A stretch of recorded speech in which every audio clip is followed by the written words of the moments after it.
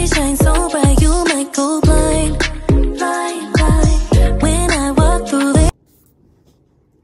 Hello guys, welcome back to our YouTube channel. So today I will discuss to you about TFW or Temporary Foreign Workers. So isa ito sa mas mabilis at mas madaling paraan when you are planning to migrate here in Canada. So TFW is not required for IELTS. So wala siyang requirements na IELTS, and of course wala din siyang requirements na proof of funds or show money. Okay, so for step 1, for this pathway, kailangan mong magkaroon ng employer or ikaw mismo yung maghahanap na employer. If you are planning to direct hire, ikaw mismo yung maghahanap na employer na mag-i-sponsor sa iyo papunta dito sa Canada. And another option, kung ikaw naman is under agency, si agency naman yung maghahanap na employer na nagbibigay ng LMI or LAMIA. And once na mayroon ka ng employer at nakapasa ka na, they will conduct employer interview via Zoom or via online. So galingan mo sa interview para ma-proceed na natin yung application mo. So once na okay na ka-employer at pasado ka na sa interview, ang next natin is application ng LAMIA. So first, pag-apply ng LAMIA, si employer yung responsible sa pag-apply ng LAMIA kay Service Canada. So sila muna yung mag-a-apply para sa'yo. Okay? And then once na positive LAMIA na siya or na-approve na ni Service Canada, etong employer mo or yung company na in-applyan mo, naka-receive na sila ng positive LAMIA, yung positive LAMIA is ibibigay nila sa iyo yung copy para mag-proceed ka na sa work permit application. And then, once na na-receive mo na yung notification ng Canada ni employer na okay na yung LAMIA mo, or else, kung agency ka naman, si agency yung mag-notify sa iyo na may available na yung LAMIA para sa iyo, it's time to apply the work permit. Okay? And then, once na okay na yung work permit mo, na application, so pagpipilapan ka ng mga form, at isa-submit nila sa web form. Kung ikaw naman ay direct hire, ikaw na mismo yung magpipilap ng mga form and mag-update dun sa web form. So, kapag direct hire ka kasi, ikaw yung may hawak ng GCK account mo. Kung consultant naman, sila yung nakakakita ng process nung application mo, and then ino-notify ka lang nila. Okay? And then after nun na nasubmit mo na yung application form mo sa work permit through web form or through agency, makaka-receive ka ng next is AOR or acknowledgement of receipt, na sinasabi doon na na-accept na nila yung application mo. So most likely, hindi siya agad-agad na-receive yung AOR. Most likely, it takes 3 months maximum. Minsan may 1 month, minsan may 2 months, yon. So, magkakaiba ng date, ng kung gaano kabilis. Okay? Depende pa rin yun sa immigration. And for biometrics and medical, please wait ng instruction na magagaling kay RCC bago tayo mag-book ng appointment sa medical at saka biometrics. Okay?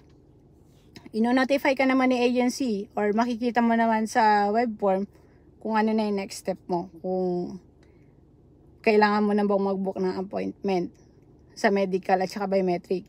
So again, magkakaiba. May mga case na magre-request sa inyo ng sabay nyo marirequest yung request for medical tsaka request for biometric. Sometimes naman, mauna yung medical and then it follows biometric. Sometimes naman is biometric muna bago yung medical. So magkakaiba, but again, after ng AOR, biometric at tsaka medical na yung next noon. Okay? And for medical, may mga accredited physician lang tayo sa Pilipinas na accredited ni IRCC, na kung saan doon lang tayo pwede mag-upfront medical. Sa Manila is St. Luke's Ermita, accredited yan, IOM. For Cebu, Davao at saka Baguio, NHSI yung available or accredited sa upfront medical. Actually, magkano ang medical? It costs ng 10,000 pesos up to 12,000 pesos. Okay?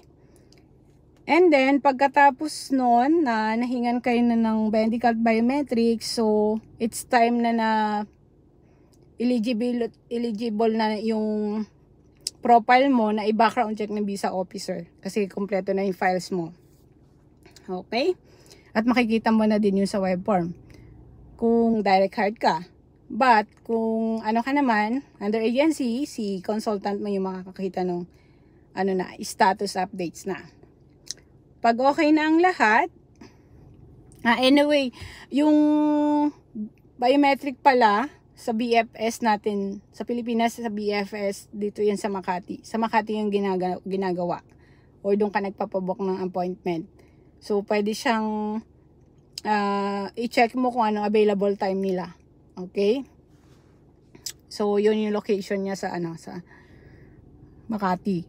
And then, once na okay na yun, another step, actually, that's last step na ino-notify ka ni IRCC for passport request.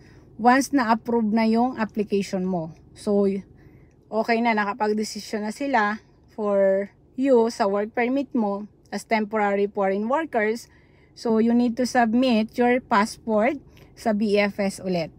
Okay? And that's for visa stamping. Okay? And once na okay na yung passport request mo, na-submit mo na, next nyan is mag-inform mo na si employer mo na okay na yung visa stamping mo. Okay? And then, after nyan, kayo na yung mag-communicate na kayo ni employer mo kung kailan ba yung possible na flight mo. Okay? Kung ano ka naman, under ka agency, ino-notify ka ni agency na ito na yung next mong gagawin, yung flight mo is ganito, ito yung plan ni employer mo. Kasi most likely, kahit nasa iyo na yung visa, yung passport mo, pero hindi ka agad pinapaalis ni employer kasi meron pa silang kailangang asikasuhin dito sa Canada.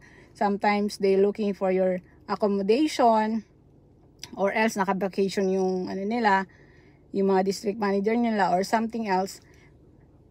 Yun, kayo na lang yung mag-uusap ni employer kung direct hire ka. But for agency, like us, i-orient ka ng agency kung ano yung mga kailangan mo pang gawin, like PDOS, or yung sa polo, or something like that, kung ano pa yung mga requirements na kailangan mong i-prepared before ka mag-flight. Okay? At saka of course, ano ba yung updates ni Canada? Requirements when you are traveling to Canada. And sa Philippines din, ano yung requirements before you live in Philippines. Okay? As temporary foreign workers. Okay? So, etong mga step by step na ito is, I hope na makatulong sa inyo when you are planning to apply the temporary foreign workers. Yun yung mga step by step. Especially if you are direct hired or ikaw mismo yung mag-a-update or mag-a-apply sa IRCC. Okay? So, that's all for today's guys. I hope na malaking bagay or marami kayong natutunan about this temporary foreign workers pathway. And if you think na you learn something about this vlog, please don't forget to hit like button para naman masuggest ng YouTube sa mga kababayan natin na nagpaplano pumunta dito sa Canada. And of course, we would like to say thank you so much for all your support dito sa YouTube channel namin.